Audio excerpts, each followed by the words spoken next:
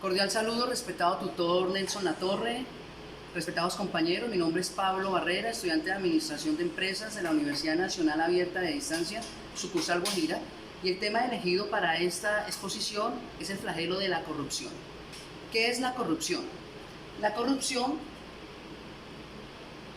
es la acción y efecto de corromper, de depravar, de echar a perder, de sobornar a alguien, de pervertir o de dañar. ¿Cuáles son sus causas? Hay múltiples causas para esta exposición, elegí 5 que me parecen son las más representativas. Y la primera es la debilidad institucional, instituciones débiles. Las reglas del juego en la administración pública no se cumplen, pues son fáciles de romper. Por ejemplo, en esta diapositiva hay empresas del gobierno, representativas, muy conocidas. Esta, el bienestar familiar, aquí en La Guajira,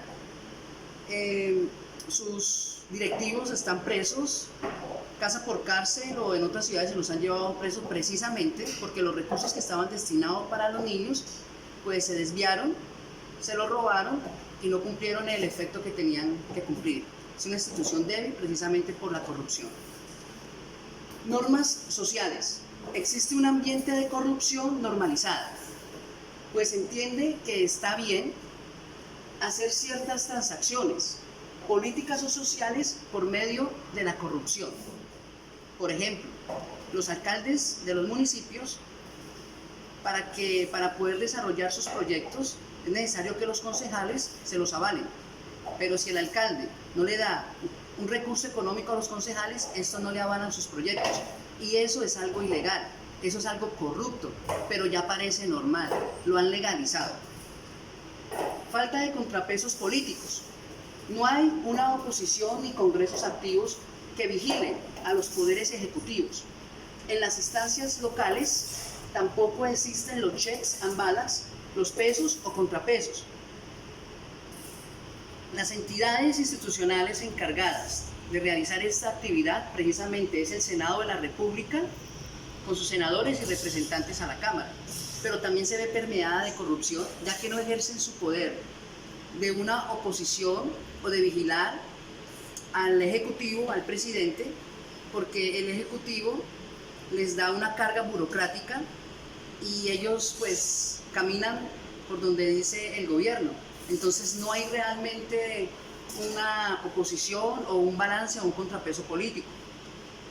Ausencia de un sistema de rendición de cuentas. En Colombia, aunque lo hay, ese no cumple realmente con su deber diligente como se debe de hacer.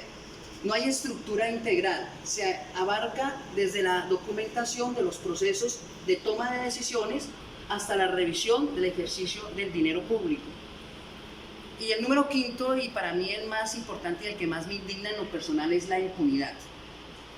La falta de órganos autónomos, sancionatorios, dejan sin castigo los actos de corrupción. Y aquí en Colombia son múltiples. Por ejemplo, los políticos o las personas que tienen que gobernar vienen y se roban los recursos de la nación, millones, 10.000, 20.000, 50.000 millones, pagan 2 años en la cárcel, 3 años casa por cárcel y después salen. Eso es impunidad, como pasó con los Lule, con todas las megaobras que tenían en Colombia. ¿Cuáles son las consecuencias a corto, mediano y largo plazo que deja la corrupción en la nación? Pone en peligro la seguridad ciudadana y atenta contra la salud de la nación y naturalmente afecta a la propia seguridad nacional. Cuando hay corrupción y cuando se roban el dinero de la viuda, del huérfano, del necesitado, del enfermo, no hay una buena atención en salud, y es lo que pasa hoy en día con la salud de nuestro país. El deterioro de la infraestructura nacional, pues si se roban la plata, con lo cual se tiene que hacer las carreteras y los puentes, pues lógicamente que vamos a tener unas carreteras deterioradas y puentes destruidos y caídos, incluso como ha pasado actualmente. La corrupción genera que sean personas poco preparadas que terminen en puestos clave de servicio al país, y eso es precisamente la burocracia o el amigo. Personas que no tienen las competencias para estar en algunos cargos públicos están ejerciendo esos puestos porque son amigos de las personas más influyentes, y eso es corrupción, tráfico de influencias. Finalmente, el respeto por el derecho y la institucionalidad se va por el caño. La ciudadanía asimila que los procesos debidos son innecesarios. La corrupción se perpetúa en el subdesarrollo. ¿Por qué considera usted que la ética se relaciona con la corrupción? Precisamente porque la corrupción es el antitipo o el antónimo o el polo opuesto de la ética. La ética contribuye al bien común de todos y la corrupción es precisamente la negación de la ética. De antemano, respetado profesor, muchas gracias por su atención prestada, respetados compañeros, que Dios los guarde, que Dios los bendiga. Gracias.